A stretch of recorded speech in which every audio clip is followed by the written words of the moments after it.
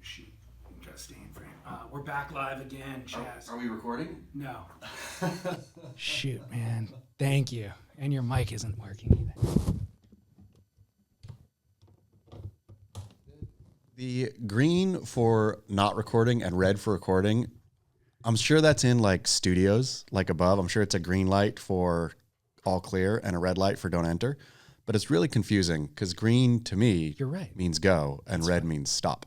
Yeah, you're entirely right. But I would imagine at recording studios, I think I've even seen it when I've recorded the books, like the red light above means recording in progress, don't go in. Right. And the green light means all clear. Somebody made a mistake in the early days of recording by making it red. Yeah. By making the record button red. The only problem, the way it works though, is when it's outside the door and red recording means you stop. Don't go in. Green not recording means you can come in. But that is a much fewer incident than the actual person recording and looking at the button. The reason why we're having this conversation for listeners is I just started the show without pushing the record button, and Chaz caught me, thankfully. But only one sentence in. Right. I went wakeboarding, not recently, but years and years ago with a girlfriend, or with a bunch of people, but my girlfriend was there, and she was, we're taking turns filming one another. And so she made that exact mistake. Yep. And when we got back to review the footage, I went to look at my rides, and all that it was a footage of her lap, lifting the camera up to see me getting to my feet, and then cut away. Yep. And then back to her lap. Cruel. I know. The cruelty of filming someone and missing it, because usually when I've done that, I've been enjoying, the thing that you miss, you actually really, really, really want to capture. Like the reason generally for me that I missed it was because I was so engaged. True. And then in what was happening and thinking, yes, and I get this on tape too. And then look back and, oh no, well, I guess I only had that one beautiful moment. We need to shout out all the surf filmers out there right now, because it is a really difficult thing. It's not simple at all. Stress. All the surf filmers out there, you do the Lord's work. Tedious. Yep. So you're sitting in the sun on the beach watching perfect waves for hours and hours on end. And then the actual the technical part of it, like we're talking about, and not jostling the camera, being able to entertain yourself by listening to a podcast, but then also pay attention. Multiple people. What if there's peaks up and down the beach? So you're looking left, you're looking right, trying to catch all your crew. Like if you're shooting at pipe, knowing which guy's yours perpetually in a crowded lineup, knowing tracking him and following where he or she is. Hopefully you only have one. What if you're filming 5? I mean, my goodness. And they both split a peak. Who do you pick? I'll tell you what, it is honest to goodness. Mike Rowe, is that his name? The guy who does Dirty Jobs? Yeah. He should do the surf filmmaker. He should go and... He'd fail. I mean, everybody would fail, but he could at least walk a minute in their shoes and show America, show the world that this is the toughest job on the planet. Agreed. Worse than a roughneck doing worst. oil. Yep. The worst. Worse than coal mining. Yep. Surf filmmaker. Absolutely. More dangerous too. I mean, by far, sunburn. Skin cancer. Yeah. One story we didn't cover in the last couple of weeks since it posted was Bill Gates is building a house in your neighborhood. Yeah, he sure is. Down the street in Del Mar. How crazy is that? It's crazy-ish. I read that he regularly flies into Carlsbad, Palomar Airport, which is, also right up the street. So theoretically, I've driven past Bill Gates lots on his way somewhere or my way somewhere, but I've read that he travels in a phalanx of black SUV security style. So I don't think I've seen that yet.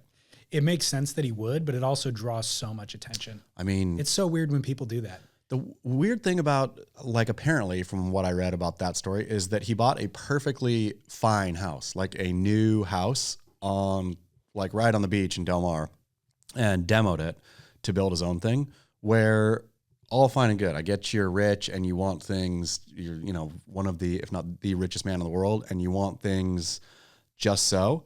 But in terms of environmental damage and stuff, just think the waste of not only the wasted energy that it took to build the house you just demoed, the wasted energy it takes to demo it. Now you have all this demoed stuff that's going in the landfill. So yeah, any rich person who ever tries to do anything green, including the World Surf League, and it's rich person Dirk Ziff, come on. Yeah.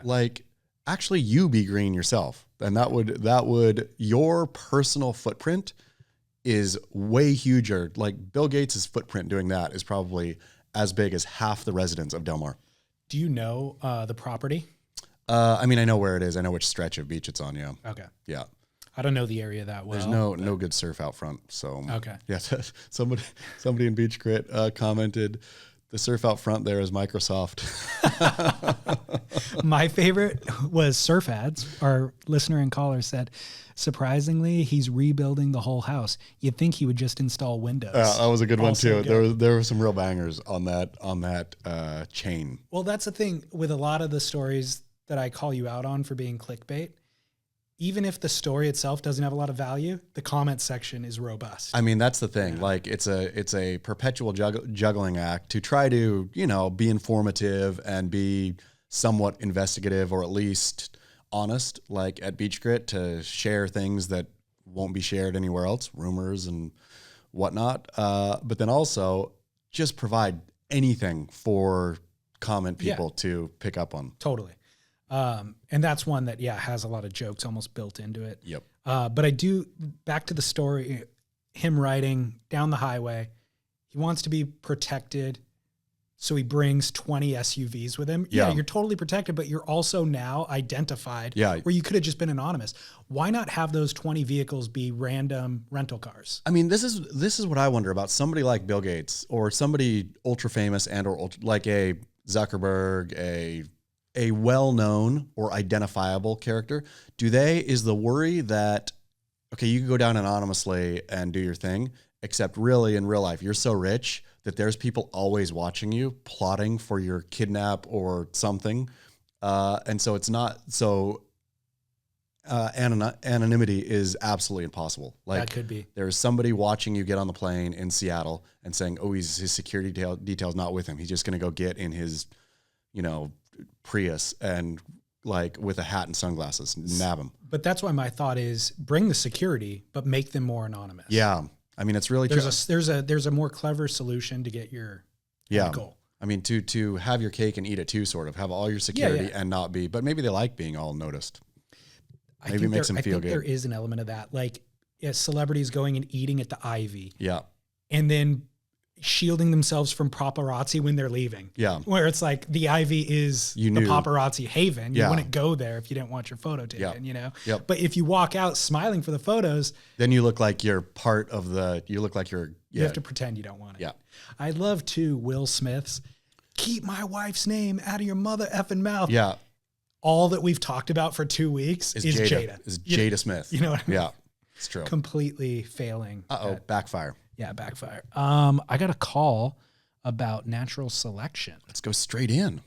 Hey guys, this is Josh calling for the Grit. The WSL has for years talked about how difficult broadcasting is because of the weather window.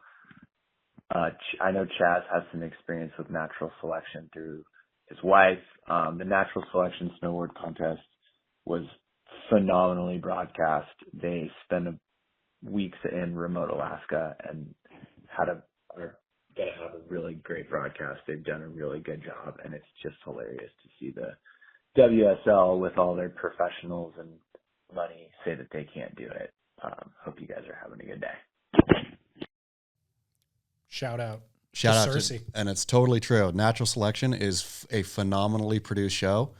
And they don't have the budgets. They don't have a Dirk Ziff. They don't have, there's investors and all this, but nobody is ponied up like billions of dollars for the thing, obviously. And even this last year, Red Bull really took the broadcast last year. Oh, okay. This year, Red Bull didn't do the broadcast, so they were on their own, more or less. I mean, they work with a great team, Mr. Toads, who's like a phenomenal production team stuff. But yeah, there's ways like the thought that both weather and broadcast is, somehow impossible in surfing. And then we should be thankful for the WSL for having, a broadcasted live thing. Granted, Natural Selection only did Jackson Hole live, and then the Canada stop and the Alaska stop are shot and broadcast later, but they're shot and packaged all like it is live. And so, but the goal is to make them all live, and that's where they're ideally heading. Do you think that the reason for the success, I mean, part of the reason is that it's small, right? Yeah, it's 2 days.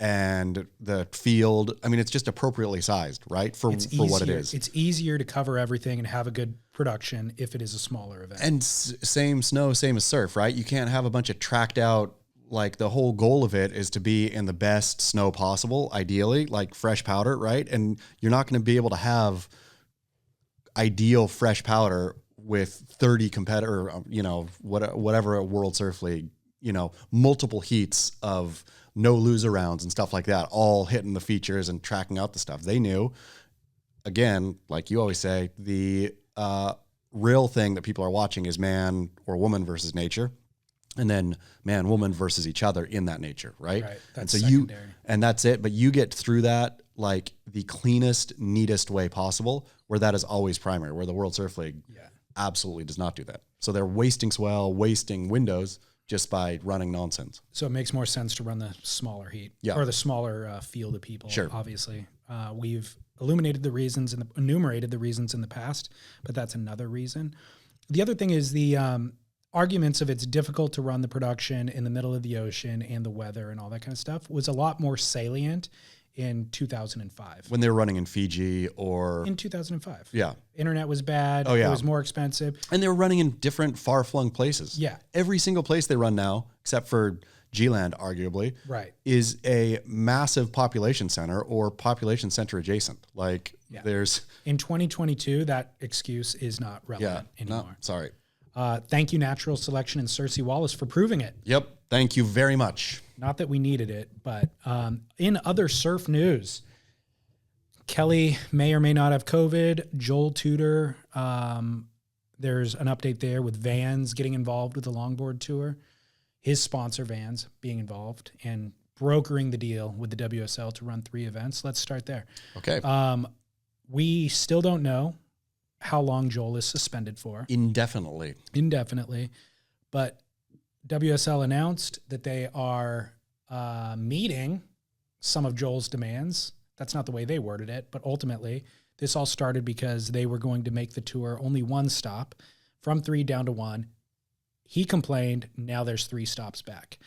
Manly, Huntington Beach, and Malibu, and Vans is the one who brokered this deal. Smart money. I mean, it really is. Yeah. I really think they are the winners in this. For sure. And they get presumably their athlete. I don't think they would sign the deal if Joel was going to be suspended from these events. Oh, and also, I mean, the funny thing is, I just posted yesterday on Beach Grit, they're doing a duct tape invitational in Sayulita on, do believe, April 20th through the 23rd festival thing. And it's the Joel Tudor Vans duct tape invitational. So suspended or not, I do believe Joel Tudor's name will be in the marquee at every one of these, or at least because it is a partnership with duct tape, right? Right. That's what they're doing. So it'll be certainly the Huntington Beach one was always. Yeah, exactly. So the Huntington Beach one, even if Joel's still suspended, will be the Joel Tudor duct tape invitational WSL thing. It's crazy. So if the WSL continues the suspension, that would be the most asinine decision on the planet. Joel Tudor is good for business. Joel Tudor is the best surfer in the world. There's no reason to keep him out. I mean, unless he violated very clearly some of the rules, but we're not even sure what he's been suspended for yet. I mean, we talked about it last week about companies or corporations or whatever shouldn't have feelings, right? Right. And so the WSL as an entity got its feelings hurt by an individual, and it is bad for business, goes against business, so that you shouldn't have feelings, right? Like, right. I get that Joel went after the senior vice president of tours, head of competition. Right. Is that what it is? Is it senior vice president of competition, head of tours? Yeah, I think so. One of those. Yeah. A long title. C-suite, Jesse Miley Dyer, right? I mean, that's who he went after specifically. He went after both Elo and Jesse. But it seems like Jesse got hurt feelings and then used the entity to get Joel in trouble. Correct. Which is, okay, Jesse, if you have hurt feelings, I understand that you're in a position where hurt feelings, I would imagine, come with the territory, right? Like you're making decision on when people should surf in terms of, during the, I mean, she still does that, right? She green lights or, yes. So there's always going to be frustration. If your skin is sort of thin enough where a known provocateur in Joel Tudor says something not even very provocative, and that's enough because your personal feelings were hurt, that's enough for the entity, the corporation, the structure to strike him. There seems something wrong there for nebulous reasons. Entirely wrong there. Yeah. Completely. Joel Tudor is the best possible thing for the WSL. Sure. And they're offended, so they can't even see it. Yeah. Think, what did Conor McGregor do for the UFC? Yeah. It's immeasurable. I mean, and how often did Conor McGregor go directly, meanly, rudely at Dana White? All the time. Yeah. And all that did was sell more pay-per-views for the next event. Exactly. I mean, again, look at Chris Rock and Will Smith, not to keep slapping this horse, but Chris Rock now, controversy equals sales. Chris Rock is sold out. You called it when it happened, but all his stand-up is sold out. He's like, controversy gave him that. Controversy could have given the WSL more eyeballs on the Longboard World Tour, right? Something that I would imagine is lightly watched, but something that also, as Joel points out, is a huge growth in surfing, right? I mean, you know what the numbers are in terms of blanks. It's crazy. More longboard blanks are sold than shortboard blanks, right? Totally. And so there is a way bigger market of longboarders. Now, do they actually watch pro surfing? Probably not. But would they? Maybe, if there's some fun reason for them to get involved. If there was a character to get behind and to support, or just to watch and poke at. Yeah. And there is. His name is Joel Tudor. For the first time in a long time. Yeah. You know what I mean? First time in ever, I think. I mean, Wingnut, maybe? I mean, they weren't poking at Wingnut, but at least he was a name and a character. Sure. You know? I mean, for sure. But he wasn't in Joel, you also have a lightning rod, which is just, I mean, how can you beat that? Yeah. I mean, insanely missed opportunity. I mean, but it's just becomes more and more clear with hindsight. But I mean, we were saying it at the moment. Sure. But in hindsight, it's just like, are you kidding? So now it becomes crystal clear when I see Vans getting involved, and then so they're his sponsor, they're solving the problem, and then the WSL suspending Joel, going, how do you not just plug this one piece in? Put Joel right in the middle of it. It makes perfect sense. You solve everything. You get more views. I mean, I'm sure that they will unsuspend him, but the problem is what will you suspended him indefinitely for talking bad about whatever. Like, I can't remember what the press statement said, but it was a short sentence of like, for disparaging company or something, disparaging both the WSL and WSL leadership. Yeah, okay. Yeah. So if he disparaged leadership and he was suspended indefinitely, I mean, are they going to, if they unsuspend him, will they either make him apologize, something like, okay, guys, I was wrong, and so then that gets him unsuspended, or will they say, okay, we met with our, trustees, our behavioral board, and, have ruled that his suspension for that was 6 weeks, right. And so now he can go again. Like, what, how do you, I don't know. How do you save face after this, like this strong-armed, indefinite suspension? I have no idea. I don't know where it is. It's not in my notes. It might be in one of the listener line calls, but this conversation has come up a number of times. Jeff Flint, surf photographer, asked me to talk about this a while back, about what are the drug testing policies for the WSL writ large, and then also for the longboard tour specifically, because Joel Tudor is a big proponent of weed. A known and very, he ain't shy about it in one way or another. Right. Loves it. So I reached out, I called Devin Howard this morning, the longboard tour commissioner, and he said that they don't do drug testing for the longboard tour. Oh, they don't at all? But no. Is that in the rules? Is what in the rules? I mean, what are the actual rules for, like, apparently there's none for the WSL or for the longboard tour. But is that actually written, or do they just not test on the longboard tour? Right? Good question. Don't know.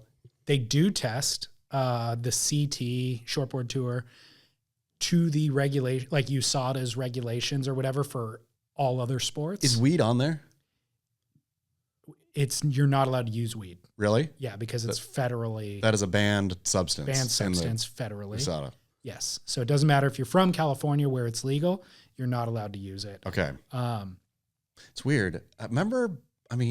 Sounds like old man talk here, but of course the Andy Irons years, which don't seem that long ago. And even after that, like drinking, drugs, all of it was synonymous with pro surfing, right? Like they clearly weren't testing then. But you always knew, right? The characters, the Chris Davidsons, like it was obvious. Yeah, when they miss their heat in the morning, it's very obvious. But now on this this iteration of professional surfing, I can't even picture, even if there was no testing, even if it was free for all, can you picture one recognizable name on tour now who you could imagine would start partying? What type of partying? Weed or coke? Any of it. Like just partying in general. Can you, sure, I can picture. Let me pull up the list. Let's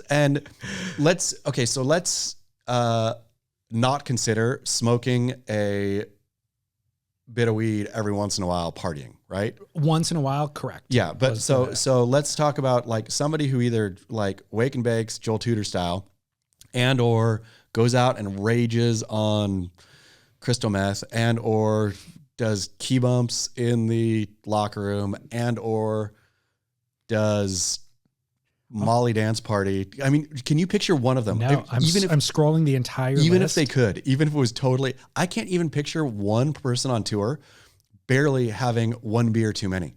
Like it is so clean. Well, interestingly, Gabriel Medina. Gabriel, but what is Gabriel going to do? Take a year off. Yeah, sure. And I'm sure he's going to do it. I think he'd been indulging in it, whatever it is, off season, because we would see all the Instagram videos. Yeah, it could be. You could be right. Like he was out of his mind. Yeah, it's true. Okay, so and not on alcohol. Wow, there we go. So we have Gabriel Medina as the new Andy Irons. Could be. Not in the troubled way, but in in a compulsive way. I don't. No, yeah, of course. Not in a like if Andy's plagued by addiction demons, right? Or the demons that drive addiction. And Gabriel, I think, has been plagued by over-parenting. Yep. The helicopter mom, tiger mom, whatever it is, and dad. And so his was just a release valve. So he's just going out and getting her. He's off tour, or in between seasons anyways. He's going to party hard. Yeah. And he wasn't able to do it in his teenage years or whenever other people do it, and now is his opportunity. He's getting her. And he has access. That's the other thing, is at his point, the level of celebrity that he has in Brazil, he has access to every vice and protection around him to make sure that nothing bad happens. Imagine how much better his life is in Brazil than in the United States. He could be anonymous here if he wanted to. For sure. He could move to, as long as he wasn't in maybe San Clemente, right? He could move down to stinking North County, San Diego, and maybe 1 in 10 people would, totally. 1 in 10 surfers would even know who he was. Right. Yeah, it's interesting. Well, talking about weed as the reason why they don't allow drugs in competition is performance enhancing. Yeah. Right? What's your thought on weed? Is it a performance enhancer No. in surfing? It's just absolutely silly anyway that I think an argument could be made that it is. Because for Joel Tudor. It mellows you out. Well, the style of surfing that Joel's doing is probably cooler. Sorry, that was me. Could be enhanced by the free-flowing state of mind. That's true. Performance enhancing in longboarding. Kanoa Igarashi surfing isn't going to get better with weed. But maybe it would. Maybe it would round out a little bit of the. He's a good example that maybe it would. Because there's a little bit of twitch. Like Kanoa, let's be honest. Let's all be honest here. Kanoa Igarashi, I do believe, has surprised the surfing world with the quality of his surfing. Agreed. Correct? Agreed. I think people, because of the presentation of Kanoa, gold chains and some of the. A lot of artifice. Yeah, some of the packaging was annoying to a sort of hardcore surf demo. Correct. so he had to surf like all the time during the open thread comment lives during contests when Kanoa's surfing. Most of them are like, man, I hate to say it, but I really like watching Kanoa surf. So he really had to break through negative stereotype of his personhood in order to get people to like him. So he does surf good. Everybody agrees, except for there is a little spaz in his giddy up sometime that's annoying, right? It gets a little twitchy. Get some Kanoa on some weeds and just smooth it on out. Yeah, it's interesting. I mean, Ross Williams has talked in the past about certain surfers need to dirty up their surfing. Yeah. You know, like maybe Chloe Andino. Yeah. Where it's like, it's too clinical. Perfect. So let's soften the edges a little bit. Let's get a little wild. Yeah. Let's let blow the tail or lay back. Yeah. Doesn't need to be controlled. Yep. Let it go wild and then recover from there. Performance enhancing. Yeah. So weed could be a performance enhancing drug. Marijuana is both across the CT and the longboard divisions. Yeah. Not in big wave, probably. Probably not. But interesting answer from Devin that we don't test in the longboard tour. Basically, my thought, we've said it before, it becomes more clear to me every week that if you're not going to do something fully, if you're going to do it half-assed, don't do it at all. Yeah. So don't do a half-assed longboard tour. Don't do a half-assed big wave tour. I wonder if part of it, though, is I wonder if they all tried to get like super duper with USADA and all that because surfing is an Olympic sport and longboarding is not. And so like why, you know, and obviously, I mean, the WSL is purely about performatively doing something right. Only for the looks of it, like their new deal with Great Wall Motors. You see about that? No. Oh, you didn't see this? No. Oh, this is I don't even know what that is. This is fantastic. This is fantastic stuff right here. So, you know how green the World Surf League is, how pushing environmental consciousness. WSL Pure. It's a new initiative. I mean, it's really serious. Our planet is our playground. Let's keep it pure. Let's keep it clean. WSL just signed a partnership agreement with the Chinese cheap SUV manufacturer, Great Wall Motors, GWM, that sell in Australia. And so they literally who produce some crap hybrid too, which is like, for sure, it's all horrible for the environment. And that's their new partnership, the Green WSL. I'm pretty proud of it. My headline this morning, Derek covered it a couple days ago, but my headline this morning made myself laugh. After Ultra Green World Surf League inks deal with Chinese manufacturer of cheap SUVs, other unfairly tarnished industries consider partnership. Quote, Big Tobacco would love to share its message of health and wellness through the surfing experience. Exclamation point. Exclamation. I also talk about... amazing. Yeah. The corporations that could really use the WSL, like Big Tobacco or the Association of Whites Only Country Clubs, to share their message of inclusivity. What's the family that owns the patent for the... Oh, exactly. All of these... For the drug? For the insulin? The opioid crisis? Yeah. That guy too. I mean, all of these people should just go to the WSL and just advertise. Adam Newman from WeWorks hired on as the CEO. Exactly. It's like their hypocrisy, their bald-faced hypocrisy is like, you know it, right? You know that they're just green. They don't really care. Yeah. But the amount that they don't really care, and then, you know, Jessie Miley Dyer was just on Instagram for the Australia's, you know, like Bondi had a massive storm that flooded and da-da-da-da. And yeah, Miley Cyrus got on there and was real, you know, climate change is the only thing that matters now to young Aussies and da-da-da-da. And you're literally, you could have said no to Great Wall Motors. You know, you could have said, wait, it's hybrid. They had Sally Fitzgibbons, I think, talk about how she loves riding the green wave in the Great Wall Motor SUV. Amazing. Yeah. I don't know. I've lost my train of thought. Something about Jessie. Yeah. In Australia. I don't know. Getting flooded. I don't know. I forgot. You're going to get suspended if you keep on going with that thought. Maybe. Yeah. Better watch out. Do you want to hear from Hannah again? Sure do. I mean, Hannah. It's a gift that keeps on giving. It really is. listen up. If you have a hard time hearing, let me know. Oh, shoot. Remember when I lowered the volume because of that text message ping? Need to turn that back up. Hey, boys. It's Hannah again. Good work on Chaz on the T-shirts, and maybe we should NFT on that one. Maria Jones and Katina should settle the pipe dispute and the BBJ fight at the end of the year. And that's why I did send him a message with Kelly Slater's height and weight compared to Putin and put them in the ring as well. And a couple other things. Should weed be allowed on the longboard tour? Would it put more pressure on, like, the existing world champ, or would it make it worse? I'm pretty sure they don't get drug tested. And has the recent love dramas of the Brazilian storm, Gabby, turned the rain into a desert?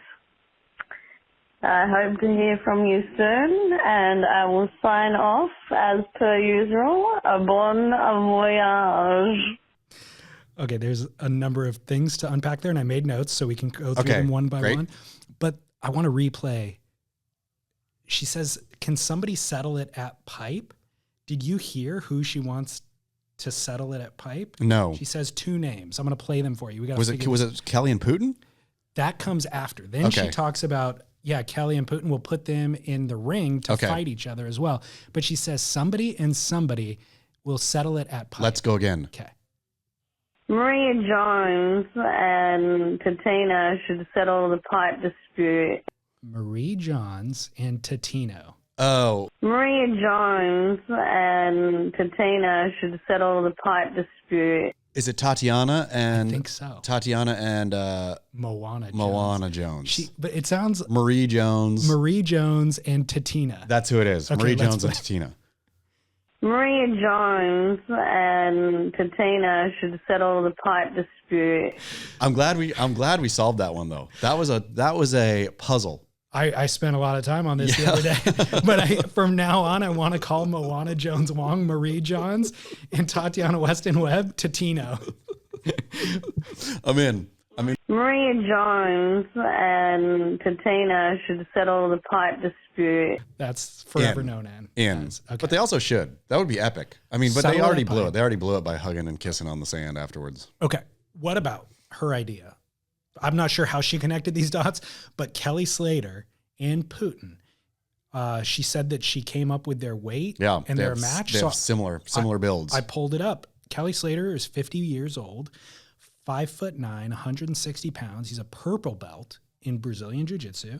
Putin, 65, so a little bit older, but 5'6", 152 pounds, a little shorter, a little lighter. But he's black belt. Black belt in judo and taekwondo, but that was recently stripped away. Oh, really? Has he lost his taekwondo? He lost his black belt in taekwondo because of his war crimes. Oh man, that's a heavy price to pay for a little invasion. So. Who would you put your money on? It's a great question. I mean, you can't discount Russians. They're bad asses. I mean, I wouldn't even have to think twice. All of Kelly's, I would believe that he would go out and try and compete, but he would get smashed by Vlad. Dude, I worked in a restaurant when I was in high school. There was 3 Russians in the kitchen. The dad washing dishes, and then the 2 sons doing whatever else. Those guys were tough as nails. Yeah. And they were literally like from Russia. All of them were born there. They came here for a better life. But those kids, it's funny, by the way, before I finish that story, how we're allowed to be racist at different times in our life about a certain group of people because what's happening politically. Yeah. Oh man, Russians, you can say anything you want. You literally can say anything. It really is like this thing right here, like Russians getting canned all over the place. You have there was some, we've talked about it already where I was sad about it, but there was some Russian composer or conductor or something who came out a long statement against the war and just got fired from his job. He's not in Russia. He's in Europe somewhere. Right. And it's just, no, Exactly. you were Russian. I don't even care what you say. Right. You are gone. There was a moment 10, 15 years ago where it was like Middle East, certain nations you were allowed to say something about, not anymore. Yeah. But now it's Russia. Yeah. And we're just allowed full Just stop. tee off. Anna Delvey, that fake heiress Yep. in New York. Oh, of course. Well, she's Russian. Of course she's acting that way. She's Russian. They have no whatever. Yeah, they have no scruples. Exactly. They have no morality. Totally. Yeah. I mean, you honestly are allowed to talk about Russians like, I thought we were woke. I thought we're not allowed to do any of this. No, it's okay. But it's okay if they've offended us. Oh, they invaded. They deserve everything they get. Any stereotype you want, go ahead and apply it right now. Totally. Russians, they're out. Totally. Anyways, all those stereotypes you're thinking about, these guys who worked in the kitchen, I mean, talk about these guys. I wouldn't trust them. It's like they'd put on a smile about whatever it was that you were talking about, but you knew they were going to try to work some angle to take advantage.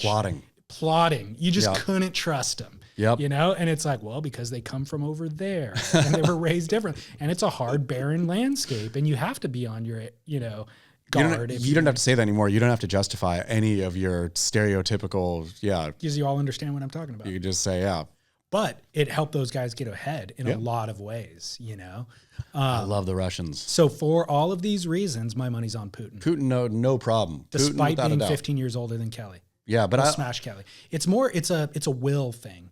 It's like really when it comes down to it, if you have the will to kill somebody and you get in a fight with that person, no matter how much bigger they are than you, you'll win. The reality is they probably don't have the will to kill you. They're just defending, if you attack them, they're defending themselves. But if your will is to end that person and their will isn't to end you, probably going to win. They're probably going to, and Putin has that will. Yep. Clearly. And I'm going to say Kelly's purple belt, I think, has been thrown into some dispute by Joel Tudor himself. Oh, really? Yeah. I think Kelly posed with a purple belt, and Joel, who knows if Joel's right or not, but called out that what it takes to get that purple belt, and was dubious that Kelly had actually done the work. Because of his personal friendships with a lot of the people that gift the belts? I think so, or just because, I don't know what it was. Okay. I can't remember. Well, it's on Beach Grit. You can go find it in the archives. Well, Kelly's got a full night of fights ahead of him. He's going to fight Joel Tudor over that. Yep. And then Putin will be the grand finale. Yep. Exciting times for Kelly Slater. Okay, so all COVID riddled. Well, we'll come to that. The reality is Kelly would lose the first match and never make it to Putin. Yep. Which means Joel and Putin would face off. Ooh, now that would be a more interesting fight, except it was Danny Fuller. Remember the story of old? Danny Fuller took down Tudor on the beach in Hawaii. So, but was that pre Joel getting his world championship? It was definitely pre Joel's full on. I'm sure he was doing jiu-jitsu, I would imagine. But I can't speak to that. It could have been the impetus for him getting in. Yeah. Well, who would you pick? Putin or Joel? Still Putin. Really? Ain't going to bet against a Russian. Yep. It's wise. Joel's got a lot going for him in this, but he also smokes a lot of weed. Yep. Not a performance enhancer in Brazilian Jiu-Jitsu. Definitely not. Maybe it slows down. I think you could be more fluid and stuff. A little more fluid. You can think through the chess pieces a little more slowly. Yeah. Okay. I would love to see that. Yep. Exciting times. Try to broker that deal. Hey, Putin, what are you up to next weekend? We got a really interesting, you can pick either or. I mean, Slater or Kelly Slater is the world's best surfer. Joel Tudor, he's a champion longboarder. Yeah. Pick. Two of the best. Yeah. Talk to me about Kelly. Does he or doesn't he have COVID? Ooh, I mean, this right here, give Kelly a lot of credit for a lot of different things. But one thing I will also give him credit for is always making stuff interesting, right? Totally. So previous, as COVID first appeared and made news and all that, Kelly was not necessarily anti-vax, but pushing a hard line of, health and alternative stuff, like with Joe Rogan, in that whole thing, right? So Kelly was a I don't want to say a skeptic, but let's just say a skeptic, and clearly had his own different agenda going on. He was an advocate for his own immune system Yes. and his wellness, fortifying his immune system Yes. to protect him against. Well said. Yeah. Then come to find out, Australia is going to be super hard on vaccine requirements. No jab, no getting in the country, unless you have very specific like you can prove basically that you had COVID recently and you still have the antibodies in your system, right? So then Novak Djokovic, tennis player, goes and tries to sort of play that card, didn't get vaccinated, went to Australia for the Australian Open tennis and rejected, right? He got rejected because I don't think he could prove that he still had the antibodies for whatever reason. After that, Kelly Slater heavily hints or says he'll be going to Australia and doesn't say he got vaccinated, but said something like, that should speak for itself, right? Like in an interview, seemed like he was admitting getting vaccinated. But on April 1st, no less. Dubious. Yep. Kelly Slater posts, "This is the gift I got from the Oscars," and posted his positive COVID test. So now, many questions. So it's either an April Fool's joke or he legitimately got COVID. It was an April Fool's joke because then I reported it as maybe it is an April Fool's joke. Who knows with Kelly? Others reported it as legit news, and then it was reported across the board as legit news that Kelly Slater had COVID. So he really has a positive test at least. So it wasn't an April Fool's joke? No. So that part, it's not an April Fool's joke. He has a positive COVID test. Let me ask you this. Why publish that on Instagram? Well, that's what I'm saying is because, so now this is when a bit of, I don't want to call it conspiracy, but because it's not a conspiracy, but when comes in, right? Is if the rules in Australia are you need to have, proof of having had COVID and still have the antibodies, then Kelly is just building a case for, here's my test. He gave himself pretty much the exact amount of time. So it's strategic. That's what I'm wondering. He gave himself the exact amount of time to get well and be able to be allowed to travel, show up in Australia with everything you need. Proof that you had it, publicly also. So why not? Wow. And then diabolical. I mean, if it's true, and how could you put that past Kelly Slater? Can't really. You would have to be tested for the antibodies, right? For sure. So, but what if his plan all along was, I mean, that's where the alternative thinking sort of falls apart, is that he would have to know that he was going to get it. And how could you ever know you're going to get it? So there's no way just going to the Oscars is a COVID guarantee, right? I mean, I've been so many public places, packed like sardines places, maskless, hot, indoors, and never, like where I thought this is just COVID soup right here, and haven't had it yet. So yeah, that's the one detail. But he is diabolical and crafty enough that he could solve that detail. He maybe well could. So yeah, Kelly got COVID at the Oscars going to Australia, but yeah, I'm gonna say he still got vaccinated. I'm going to guess that. Okay. He was so certain that he was, like he said, I'm going to Australia. I'll see you in Australia, basically. Right. At the end of the Hawaiian leg. That was he was not announced as, unless he had some plan. Can you get injected with COVID? I would imagine that Kelly would know somebody but getting injected with COVID basically is called a vaccine, isn't it? with weakened How COVID. amazing would that be? If that was his whole plan. I suppose you could, he could go old school vaccine, right? Where he says, none of this NRA or whatever. I don't believe in this creepy science. I'm just going to go get some COVID, just a little bit of COVID and put it in a microwave and so make it dumb or something and then inject myself with it.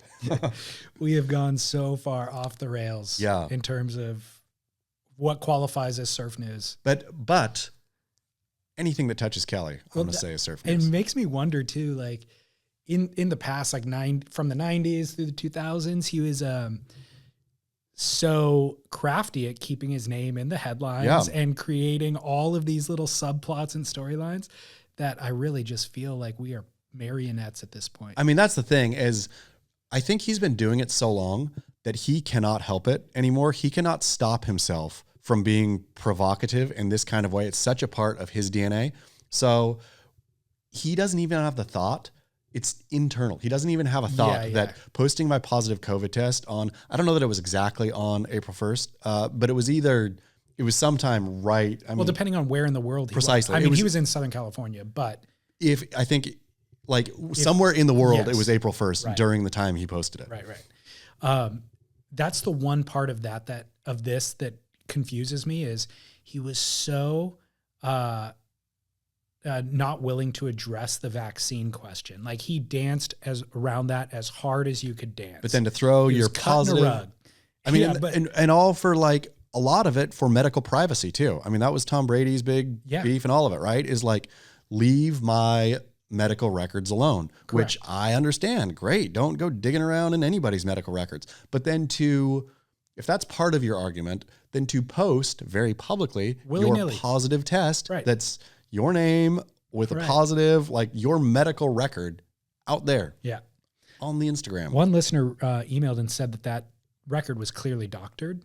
Really? Like you could just tell that it had been photoshopped, which I looked at it and I couldn't tell. Yeah. So I don't know what a positive test email notification looks I mean, like. and I do feel they're all, there's no standard form. Like Right. when I go get tested, oh man, I thankfully haven't had to been tested in so long now. We have tests at home now. I mean, we do that too, but like, I remember every time, it felt like any time I had to move a foot somewhere, I needed a Right. positive or a negative test. But anyway, the negative test I would get via email looked very different than that, but a different form and everything. So Depends if it came from Walgreens versus Yeah, CVS. exactly. The other question from Hannah, which I think was actually really interesting, is she was talking about the Brazilian storm. Has it been stopped? Has it turned into a desert? And has it been stopped by Brazilian models? Yes, I think partially. It's fascinating. I think the further we move on from the Brazilian storm, the more they seemed like a lightning in a bottle band that only they're like the Beatles, or they're not the Rolling Stones. They are, they had a run.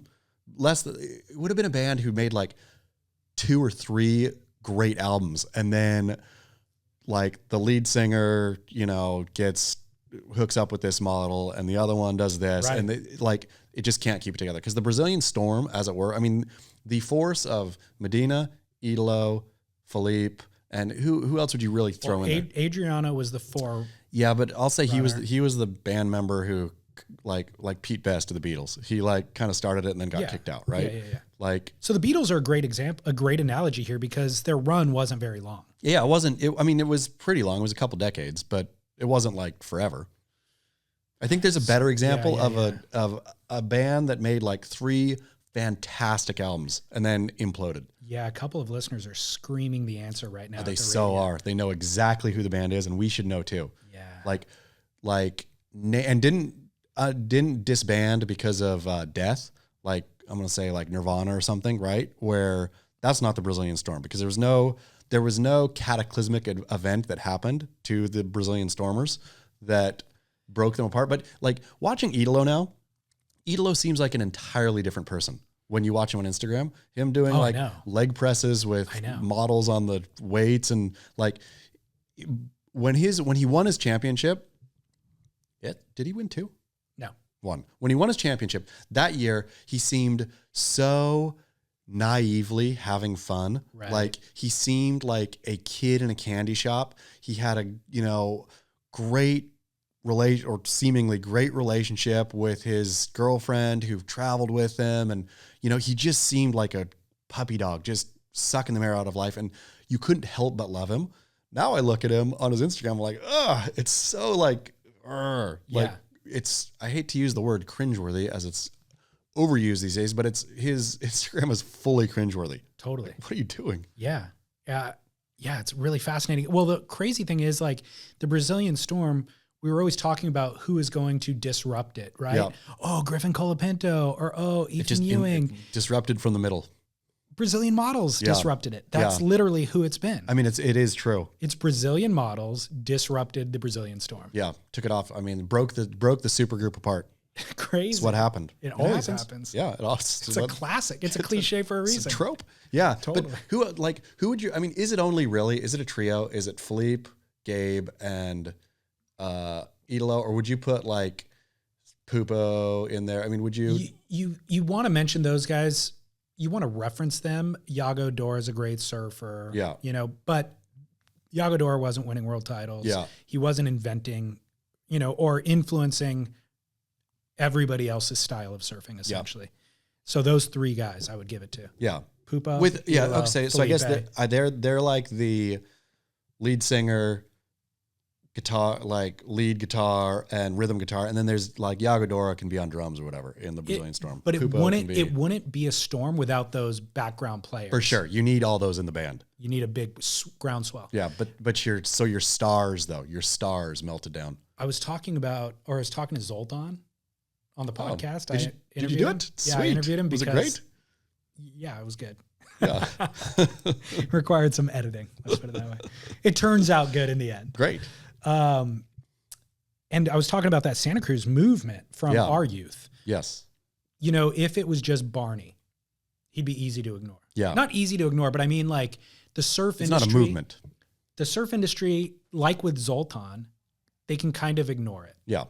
But when you have 10 surfers who are all phenoms, it's impossible to ignore. The other detail is having filmers and photographers documenting it, feeding the machine all of the imagery, then it's impossible to ignore. Yep. But if Barney was just up there doing his thing, I think that the surf industry would have looked at that as a novelty act and not given him the full credit that he deserved, and deserves. So the Brazilian Storm had just enough players in it to where it was undeniable. Sure. Undeniable. But now it's done. I mean, it really feels finished. I think I have zero doubt that, and I would imagine at some level he's a favorite of Felipe winning the title, the way it ends at Trestles and all that. Yeah, maybe. But besides that feels like Felipe on a solo act now. He's not part of the Brazilian Storm band. Yeah. That's Felipe on, he's cutting solo records now. There's always, one or two more bangs of thunder or lightning but it doesn't, after the storm passes. But that doesn't feel still like a Brazilian thing. It feels like that's Felipe Toledo. He's relocated. Yeah. Yeah. And also he doesn't have all the tools that a Kanoa does. Sitting in first place, Kanoa, he's been in the Pipe Masters finals, I think twice.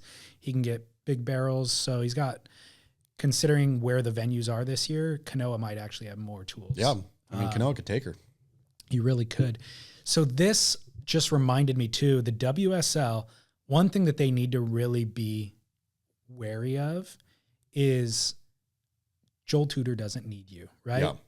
Oh, I mean, that's why he's happy to get out. He doesn't care.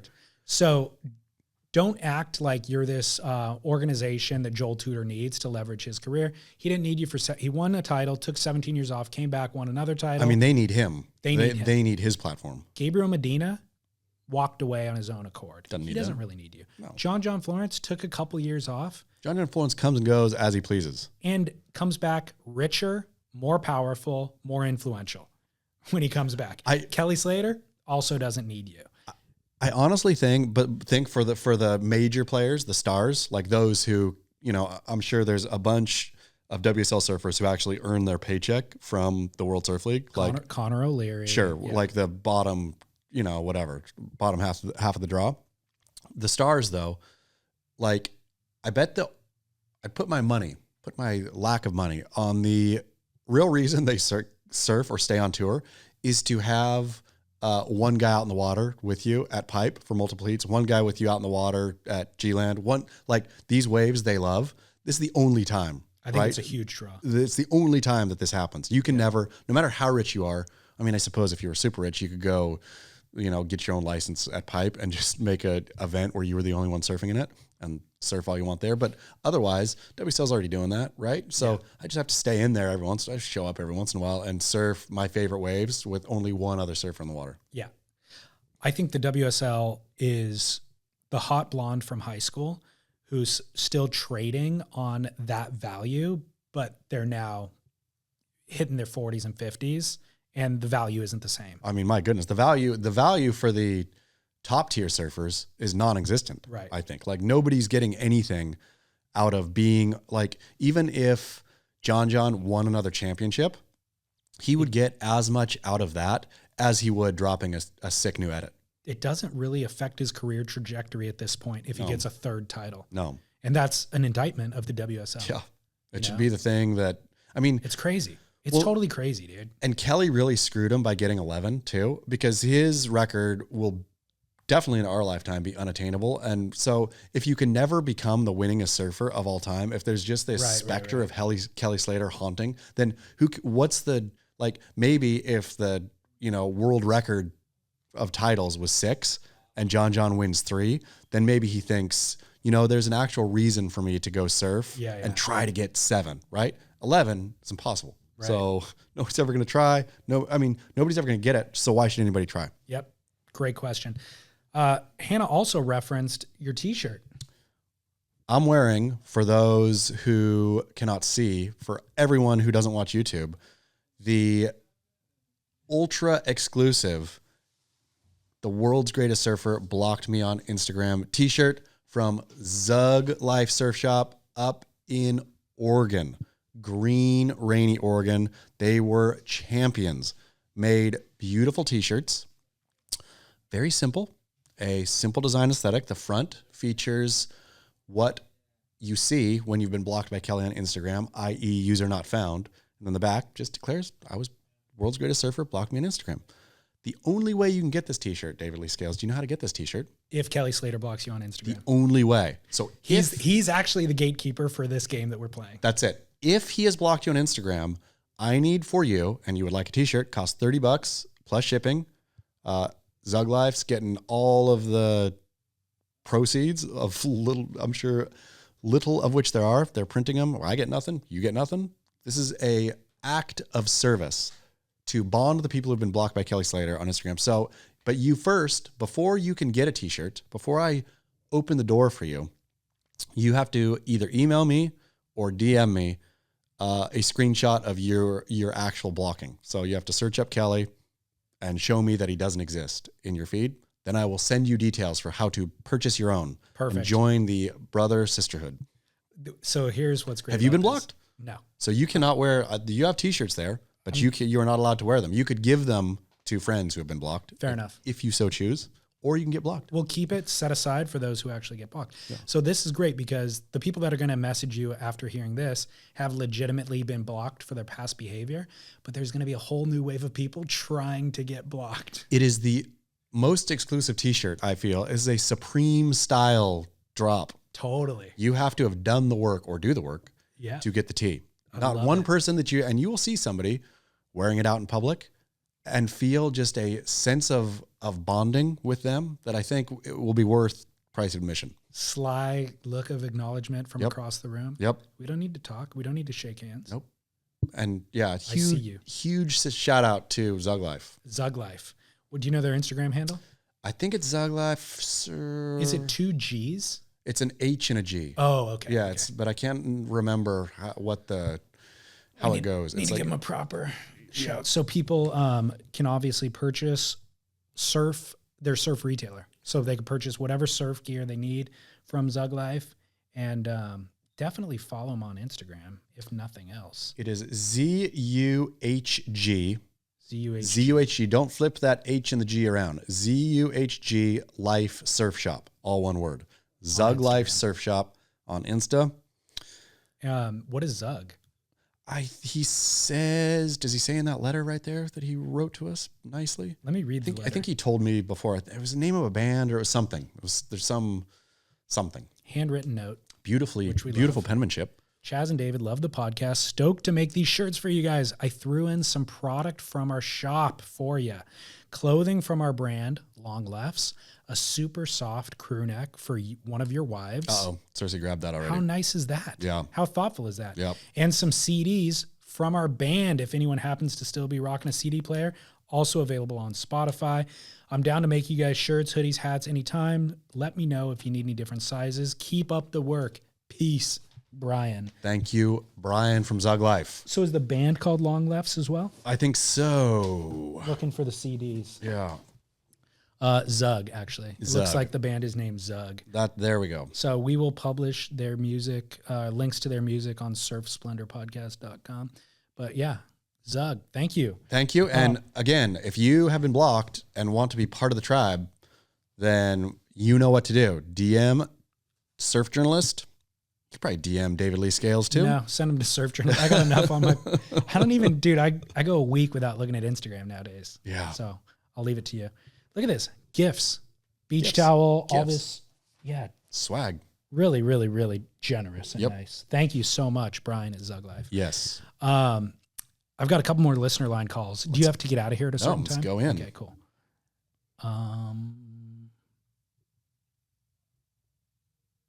Shoot, I muted the sound again. Give me a second.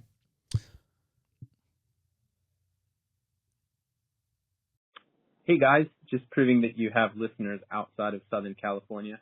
This is Steve calling from Japan.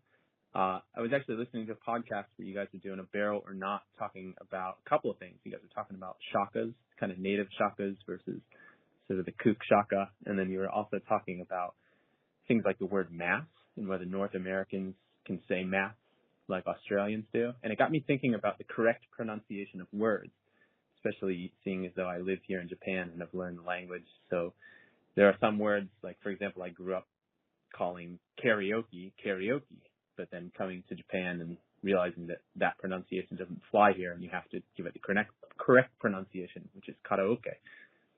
So it got me thinking that there are a lot of words, even in the surfing world, that are kind of mispronounced. And one of them that came to mind recently was the name of someone, famous shaper, that a lot of people, even his own riders, called Tokoro, Wade Tokoro. But I'm pretty sure that Wade Tokoro is of Japanese heritage. And if that's the case, then his last name should be pronounced Tokoro instead of Tokoro. But is it a kook move to correctly pronounce his name the way that it should be in his native language? Or should we just stick to going with Tokoro or Tokoro, which is what everyone seems to call him over there? So yeah, I don't know. That's kind of a barrel or not, pronouncing words correctly. And one thing that also came to mind is my dad, who recently in a conversation said that he went to a cafe and he got a coffee and a croissant. And it really kind of took me off guard because I've never heard my dad have a croissant before. I've heard about him having a croissant, but having a croissant was kind of surprising. So it seemed like kind of a kook move in that maneuver. But yeah, whenever I hear even Wade Tokoro's riders calling him Tokoro instead of Tokoro, it kind of seems like a kook move in that thing. So yeah, barrel or not. Thanks, man. Appreciate all you do. Keep up the work. Tough one here. You're the English professor. I'm an applied linguist. Yeah. Even more. A master applied linguist. Real tough one because he brought up the croissant, which is exactly annoying. I mean, he hit the nail on the head with that. Like, oh man, I went to Starbucks. Oh man, I had the best croissant. Like, super annoying. If you're in France and you go to the counter, then you can say croissant, right? At the boulangerie. At the boulangerie. Because if you're getting it from Starbucks, it's decidedly a croissant. Yeah, it's it's a different thing. Tokoro versus Tokoro. Totally interesting though. And I'm going to go ahead and say if it's Japanese, I'm going to specify this with language. I'm going to say French is too broad and too many people both don't know it and then try to fake croissant. Okay, here's the thing. Figured it out as I was talking. If you know the language and speak it, you don't have to speak it fluently, but speak it functionally, then you alone are allowed to pronounce things correctly. If you don't, then goes into gray area. Croissant you're disallowed as a non-French speaker to say croissant, but I think it's a pretty sick flex to start calling him Wade Tokoro. It is. It's very... So I'm going to say Japanese is good. That's right. We can't apply a general rule here. No. It's I think it's how many people pretend and or like fake speak the language, and also how many words of that language are in English, because there's a bunch of Japanese words in English, but there's a lot fewer Japanese words in English than there are French words. Correct. Karaoke, a great example. And so if you actually call it karaoke, then you're it's like a little jarring, but that's good. Good. You know how to say it right. I'm now interested. Have you spent a bunch of time in Japan? Precisely. Do you have a Japanese grandmother? Precisely. I'm now curious. You're exactly. And more often than not, I bet that person has some, Right. they've either taken Japanese lessons. There's some interesting way in that they know how to speak Japanese or pronounce Japanese correctly, right? Yes. There's no interest. If somebody says, I went and got a croissant, then you only think that person is being a tryhard. Correct. Okay. I think I've come up with a general rule. Great. while That's you what we were need. talking. We always need to boil these down as simple as we can. Really, what I don't want is to disrupt the conversation. Yes. So if you're delivering a sentence and one word jumps out, and now I'm thinking about why you said that one word the way that you said it, that's disrupted everything for me. Unless it's disrupting the conversation in a positive way. If it's piquing your interest even more than it was then you were already interested in the conversation. If you're talking to our friend in Hawaii, say you meet him there on the sand, and he says, "Oh man, I saw Jamie O'Brien just got the sickest Tokoro board." You would say you'd be interested. You wouldn't be that interested in Jamie O'Brien getting a Tokoro, but you would now be interested in how this guy pronounced his name. So yes, the conversation is enhanced. It is. It's risky as the person delivering the sentence. It's a risky maneuver because it's really, you don't know if the receiver will interpret it as an annoyance Or a flex. Right. Yeah. And the reality is more often than not, it's going to veer on the side of annoyance. So here we go. I have a graph that you can apply yourself. Okay. The more well-known the language is, the bigger offense it is. Correct. So if you're pronouncing, Tortilla. yeah, exactly. Super annoying. Anything French, super annoying. If you're pronouncing a Kazakh word correctly, Right. then Something's up. great. Yeah, that's an I'm into interesting it. person. Yeah. And Japanese would be right in the middle. So could go either way. Yeah, Could it be is. because there's enough Japanese words in English, could go either way. So get your Japanese in now while it's on the early part of that trend. You're still not. 5 years from now, you'll look like a tryhard. Yep, exactly. Okay. You could probably throw some Chinese correct pronunciation. I'm going to say Chinese already jumped the shark up there with tortilla. If I say, I don't even know how to pronounce chow mein.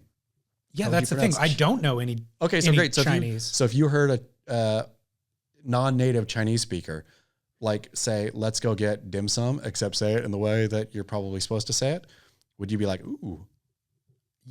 Maybe. So here's the thing.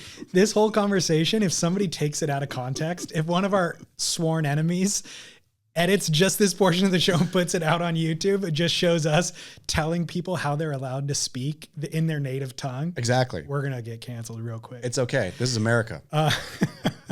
Okay, so about America then, let's take it that direction. There's a lot of things that have now been so misused that they are the correct way. Sure. And we've touched on this in the past, but people more commonly use the phrase, I could care less. Sure. Annoying. When the correct phrase is, I couldn't care less. And all you need is 2 seconds of critical thinking to realize Figure it which out. one is correct and which one isn't. I couldn't care less means that you care so little, there's no less to care. And so that's the correct phrase.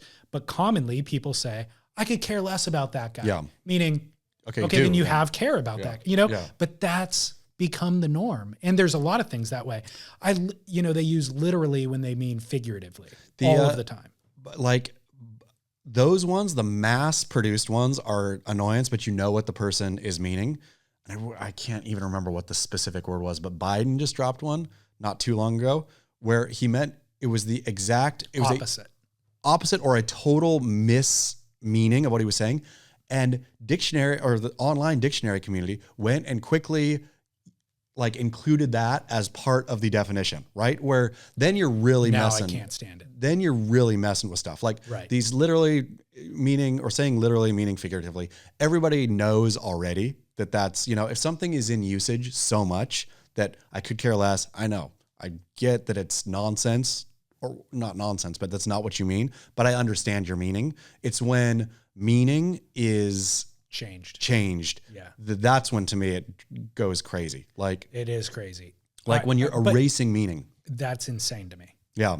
That's insane. Just because the person who's using it is dumb enough to not think through what Yep. the actual meaning is. So then you make you apply the dumbness to everybody. Everything. And now we're going to paint everybody with the dumb brush now. And now all of a sudden you've like totally undermined the idea of meaning itself. Totally like insane. that words Completely insane. mean something and that meaning exists. Oh no, it doesn't really exist. I mean, I love, oh man, Derrida is one of my, have you ever read Jacques Derrida? Yeah.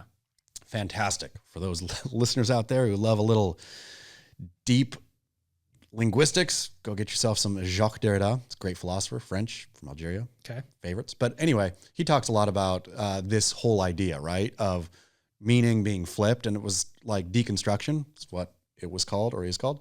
It was fascinating to me as a young linguist. Now, I love the idea of deconstruction still, but I feel how devastating it's been to our actual society, where it really is. Meaning is eroded. Totally. One that I see all the time now, in text, in writing, is apart. Yeah. So the word apart means the exact opposite than using a space part, right? Yeah. So I see people using that incorrectly. They say, I'm so glad to be a part of this group. Yeah. You know? Yeah. Or a part. Yeah. You're glad to be okay, sweet. Right. Yeah. And it's like, no, dumb. Yeah. That means the exact opposite of what you're trying to say, you know? Regain some meaning here, people. Yeah. Just use a fraction of a second of common sense and critical thinking to select what you mean to say. I mean, it's like sheer laziness that then really, sets everything off. Yep. Well, thanks for that call, listener. We got to got to the bottom of that.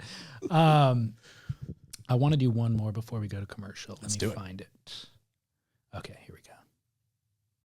Hey, Taz and David. I'm actually calling back with another sort of cultural barrel or not.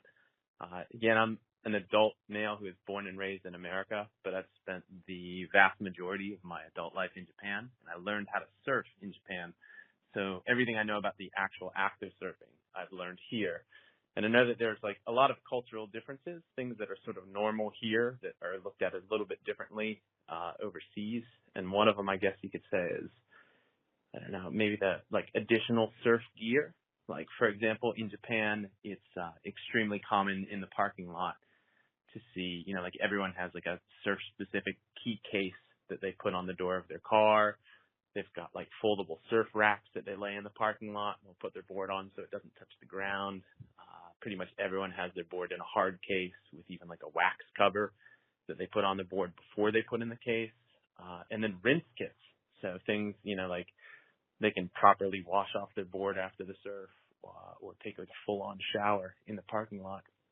But I know that kind of through exposure to, you know, American surf culture through social media or otherwise, I know like a lot of those things are often looked at as sort of kind of maybe kooky or like kind of Val type things. So I'm kind of curious as to your opinion on that. Is that a barrel or not? You know, there's sort of extra surf things. And Chaz, before you make any sort of argument about manliness, you know, like maybe doing things with the bare minimum necessary, let us remember that there is video online of you getting open face slapped by an adult male, and rather than punching back, you essentially held hands with the guy for a minute. So yeah, either way, it comes from a place of love. Really interested in your opinion on that. Is that barrel or not? So keep up the work. See ya. Surf accessory overkill. Danced with Ashton Goggins even. Didn't just hold hands. Adult male. I mean, yeah, it's true. Loose interpretation of adult. I'm going to fall back on the old adage here, when in Rome. Okay. I'm going to say if you are annoyingly standing out as a surfer, part of what's great about surfing, I think, truly, I've wrote about it in the fascist issue of Stab magazine many years ago, is the conformity, that it is a group, and all areas, many areas of our life, right? We can do our own thing. We can go our own way. We can make our own mark. We can rebel. We can be cool. One thing I've learned through one of the many lessons I've learned from the ballet is that the idea also of strict conformity. Who cares what your personal idea is here? You conform, Your hair is exactly right. Your tights are exactly right. Everything is exactly right. Your bit, you shove it down so hard that somehow like a diamond of little magic comes out, where the best ballet dancers in the world conform perfectly, but rebel in the craziest ways. Right. They're all like full on wacky rebels, but they're not rebelling in dumb ways of having like a mohawk or something, right? Like a simple act of rebellion. I like that about surfing too. I think you conform, right? You can wear the fruitiest wetsuit and the bloody blah, but you just look like a kook, right? Wear your black wetsuit, do your conformity, and flare out in other ways, but don't flare out in dumb, annoying ways, right? And so I think, all to say, if you are bringing all the Japanese gear here and doing that here, you're being an annoying standout. You're not the odds are you're not the best surfer in the lineup. Yeah, and you're not conforming to the deal. Focused on the wrong thing. Likewise, if you're in Japan and just being a bum, like throwing your board, leave, like putting your car all sandy. This is Alex Nost going to Japan. Precisely. So when in conform to whatever surf culture to whatever extent, right? Like there will be time and place for you to do your own flary thing, but overall try to conform to your host. Nailed it. Right? Nailed it. Yeah. But I think the reason why the conformity that you're talking about in surfing is the way that it is that the act of riding a wave in surfing, less is more. Yes. So all of that conformity comes from that central tenet and ethos. Phil Edwards, trimming, finding trim. You don't need any superficial things. You don't need a fancy board short. You just need to get in the right spot on the wave and let the wave and the board design do its thing. Yes. And if you're imposing even your own will, you effed it all up. Yep. And you're getting in the way. Doing the wrong thing.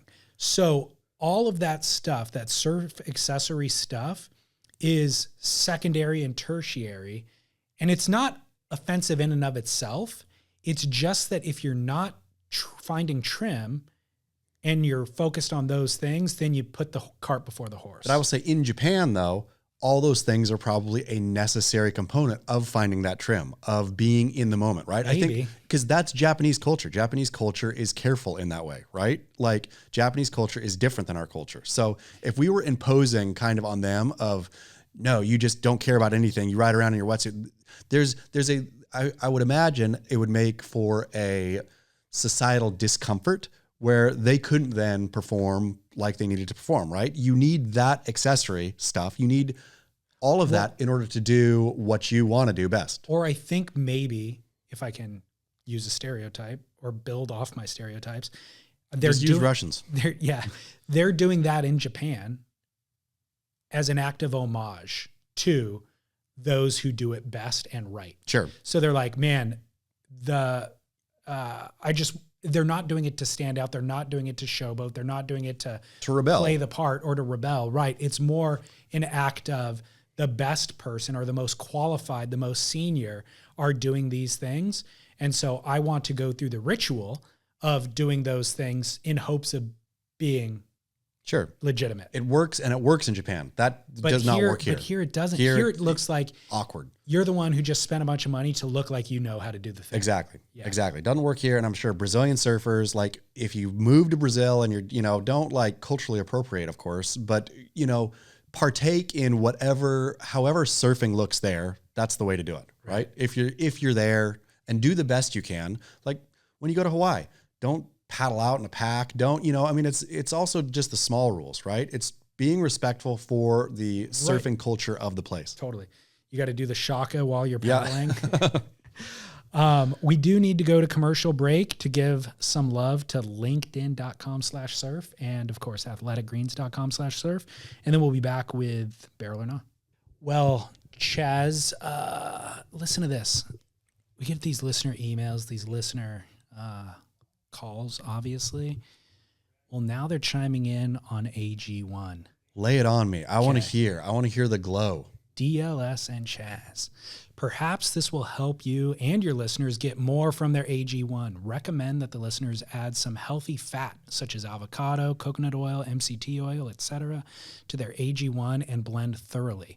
The reason is a much enhanced absorption of the vitamins and minerals contained in AG1, most of which are fat soluble. Don't fear the healthy fat. It'll get you more barrel. Wow. Marcus from Oregon, of all places. This is advice that I am going to take and do tomorrow. Me too. What are you going to blend in? Well, I keep coconut oil on hand at all times, so that'd be an easy one. But my mom has an insane avocado tree. And so she's bringing and she's watching the baby every day. I feel so an she's bringing avocado avocados. AG1 smoothie would be absolutely delicious. I'm totally going to do that. Totally. I'm going to do that tomorrow. Yeah. This is exciting. So there you go, listeners. You're welcome. Marcus. I mean, where this all starts, though, is with AG1 itself. Of course. Got to subscribe. athleticgreens.com/surf. I meant to put water in with this powder when I went to the restroom right now, and I forgot. So I'm going to have to drink this. But look at how good the powder looks. Powder looks good. So it's a superfood. It's superfoods that they crush into a powder that you make a super drink out of. And you solve all of your health problems. athleticgreens.com/surf. Do it today. All right, Chaz, we're back from break. Not only are we helping people find optimal health, we're helping them find the right hire. I mean, it's important in this day and age. Crazy. On both sides. Can you imagine a more kind of anxiety-riddled, annoying thing of growing your business than hiring? I can't. It's the worst. Yeah. And also just delegating's hard. Yep. And then do you find the right person? What if it's the wrong person? Now Yep. they're here and you got to figure out a way to get them out. Ugh. LinkedIn.com/surf solves it. Oh, /surf. Yeah. Wow. LinkedIn.com/surf. That's sweet. Yeah. I didn't know we got a /surf on there. How about that? That's epic. Yeah. And it's obviously for their jobs thing, but it makes perfect sense because they are obviously the largest professional network Everybody has a LinkedIn. on the planet. So I have why LinkedIn. wouldn't they help you find a job or Yeah. a candidate for the job that you need, right? Great. Hit it up, people. Yeah, LinkedIn.com/surf. Bang. And it supports our work, most importantly. Thank you. So, okay. So let me pull up my notes yet again. We've got some barrel or nah coming right at you. Do you know what boyfriend jeans are? Sure do. Okay, good. Yeah. See, I'm always worried that you're not up on the trends. I'm always up You on the always know what I'm trends. talking about. Okay, barrel or nah boyfriend jeans. And explain what this is for the listeners. Boyfriend jeans is a baggier cut jean for women.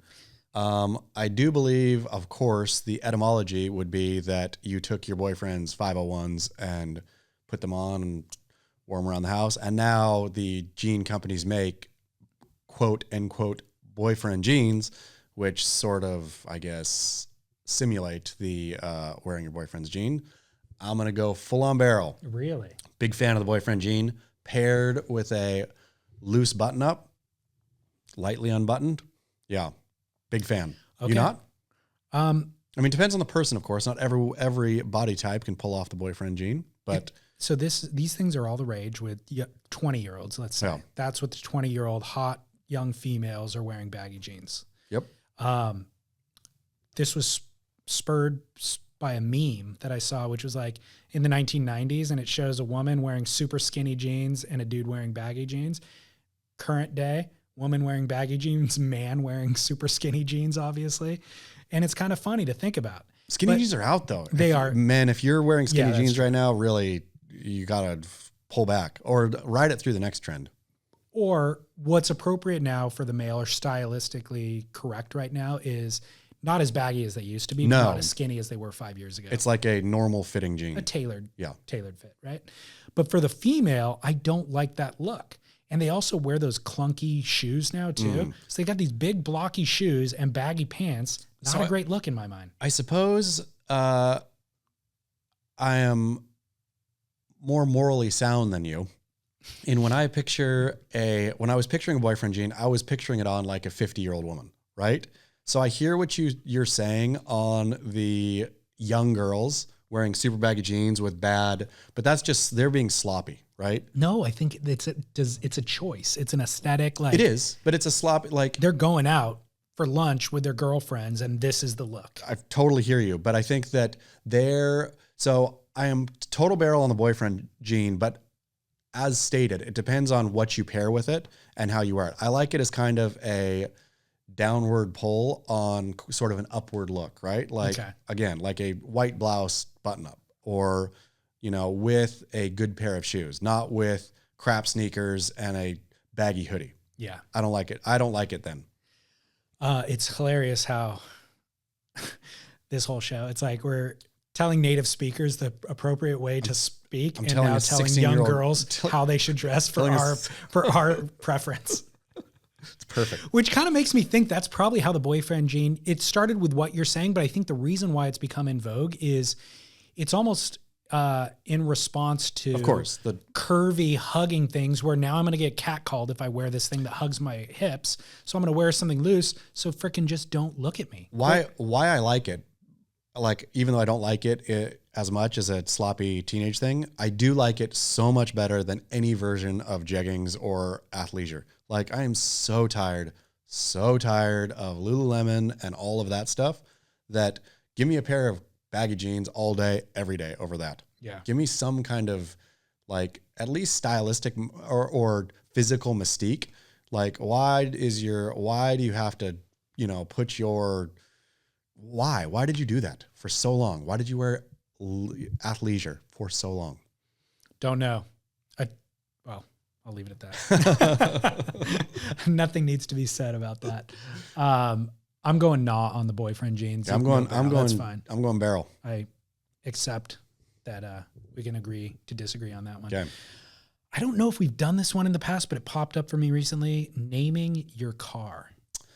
We have done it, I do believe. And I do believe the decision, which still holds, is no. It's definitely no. Unless there was some caveat, like where if your car came named to you or something like that, if your car, like, there are examples of cars that have names that are like recognizable, but you naming your own car Alice is dumb.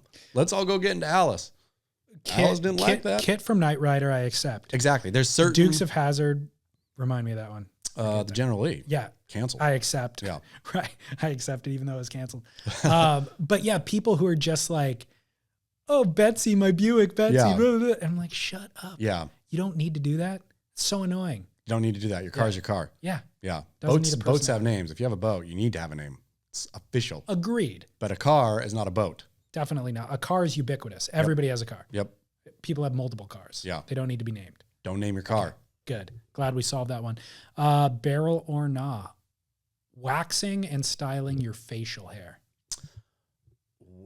Definitely nah. But I feel that, again, we're being culturally inappropriate, because I think that is more acceptable in some countries than it is here. But men waxing their facial hair is an absolute nah. Style it all you want, but if you can't do it with a razor, then don't do it. Yeah, styling is a broad category. Precisely. Like, you don't want to be ragged looking. No. Britt Merrick. No. But you don't want a neck beard, Shane Beshin. So yeah, you can kind of trim it certain ways. If you can't do it with a razor, anything you can do with a razor, I'm going to say is fair game. Taking away is okay. Yeah. Adding wax? Oh, yeah. No. And I thought you also meant by like waxing as in getting a wax, like going and getting no. Because people do that too. I meant like waxing your mustache into a handlebar. Yeah, I'm going to say no. I'm going to say no. You're right. I should have. But I'm going to say no wax altogether. Right. Both waxes are bad. Both getting waxed, taking away, and or adding wax to make your mustache old-timey. Right. Not cool. Like, although I will say, I once was on a Red Bull photo shoot where one of the photographers or the filmers, I do believe, was going to have a whole show on Red Bull. Too bad. Never got picked up. Never got greenlit. But on surfing or? No, it was on the pilot was shot at King of the Hammers. Have you ever been to King of the Hammers? Have you ever heard of King of the Hammers? No. Absolutely epic. It's like I think world's biggest outdoor car, like off-road car thing. Wow. It's out in the desert here, and Hammertown gets built like overnight, where it's like, I can't remember how many people go, but tens of thousands of people go. The races themselves are amazing. They have different classes of cars. They have like rock climbing. The cars themselves, the super ones, like literally will go and by literally, I don't mean figuratively, like they'll slam across the desert at 100 plus miles an hour, be able to climb sheer cliffs. So it's all this kind of mixed off-roading. You know, it's not just desert or rock climbing or whatever. It's all of it together for the big race. But then, you know, at night they'll have like, there's a feature there called Chocolate Thunder, because it puts apparently chocolate in your pants or whatever, because it's so scary to go up it. But I got to go do that with some driver. Like people gather all around. There's lights. Everybody's hooting, hollering at each other. Like people will take their own cars there and try to do stuff and just smash them, like just roll over. It's like a lot of fun. Anyway, all the way to say that one of the photographers or filmographers on that shoot was regularly won best mustache in America at mustache competitions. Really? And so if you're a competitive facial hair grower, use all the wax you want. If you are not competing professionally, then no dice. See, I don't think there should be a profession for that. You like start. I mean, I remember there was a show called Beard Wars on TV for a minute. Yeah. And I watched a couple episodes of that, and those guys are committed to the lifestyle and all that. But I've never once looked at those guys and thought, that looks cool. Doesn't matter. It's their profession. Have at the wax. You professionals and those who are not professionals should not demean their profession by using wax. So it's no barrel unless you're professional. All right. I'm going no barrel as well. I remember I had this wine sales rep one time. I had to see this guy like every other week or something. And it was so perfectly manicured, his facial hair. Yeah. And the wax. Yeah. And I would just look at him going, you look like you're wearing a costume. Yeah. You know what I mean? Like, I know you're playing a character, but every single day? Yeah. Like, what are you doing? Old-timey guy What every day. are you doing? Yeah. I had a friend staying with a friend's family in Paris one time. And the dad, patriarch of the household, was a professor at a college there.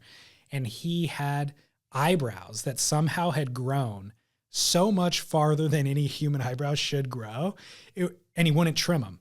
And they were just grow. I mean, it was crazy. You see this occasionally in an old man. It's a good French professor. I like totally. It. I mean, this guy like the aesthetic. Fit the bill. Yeah. So, and I just thought to myself, like, that's probably the source of his powers. Yeah. As a professor, it adds like a mystique to him and what he does, that he needs to never cut those. Yep. And then I was like, that's also so much cooler than growing a cool facial hair. If you have the ability to grow out your eyebrows. Crazy eyebrows. If it was just like slightly askew, trim them. Yeah. But if you could actually grow them 2 or 3 inches off your face like that guy was doing. That's pretty sweet. I was like, that's a unique. Yeah, talent. A unique DNA that allows your body to do that. I want to go take class from him. You can't. Yeah, totally. Yeah. I want to listen. I want to learn what he has to say. Totally. It's going to be off the rails a little bit. Yep. It's going to be outside the box. That's what I need, though. Exactly. Too far inside the box. Totally. So anyways, solved that one. Don't wax your facial hair. Yep. Cool. Well, hey, great show. Fantastic. So great to be back at Album Surf. Album Surfboards. Here we are. I mean, greatest surf shop in San Clemente. I'm just going to go say it. No question about it. Another thing I was thinking was we need to remind people to sign up on our subscription platform for $5 a month. We used to give away surfboards, or last year we were doing one every other month, and I've dropped the ball on that this year. Let's give away an album. Oh, let's do it. Let's do it. I can't wait. Okay. Makes me so happy. I'll talk to Matt. Maybe next month we'll do it. And then if you're in our pool of subscribers, what we do is just a raffle and pick a name at random and you win the board. We should also do a raffle. If you have been blocked by Kelly Slater and you're a subscriber, you get a free Kelly Blocked Me t-shirt. Perfect. I like it. Simple. Done. We have them? Yeah, we do. Right in this box right here. And by the way, speaking of subscribers, you're never going to believe who signed up to subscribe yesterday. Eric Logan. No. Jesse Miley Dyer. Somebody that you actually would feel great about having in our pool of listeners. Jamie Brissick. I would love that too. Yeah, Jamie, sign up. Do the right thing. Mark Cunningham. Oh, Mark Cunningham. What in the world? I know. I was honored. I mean, it is a pure honor. Popped up. New subscriber. I'm like, sweet. Who we got? Mark Boom. Cunningham. Yeah. Mr. Pipeline. How about that? He's not Mr. Pipeline. What is his nickname, though? It really should be. I mean, I think so Jerry, too. you're Sorry, out. sorry, Jerry. I mean, really. So join the elite group. Mark Cunningham. You can't necessarily join the elite group of Kelly Blocked Me unless he actually blocked you, but you can join the elite group of Mark Cunningham and others by subscribing for $5 a month. Surfsplendorpodcast.com. Click over on the subscribe button. Boom. Thank you. Support our work. Support the work. Support the work. All Keep it us is. independent. Yeah. Don't make me kowtow to World Surf League demands. Exactly. All right, Chaz. Until next week. Get barrel. I almost forgot how to say get barrel. Oh, I forgot to play Bon Voyage. I'll add it. It's so good. It's too good. All right. Great. Thank Good you show. so much.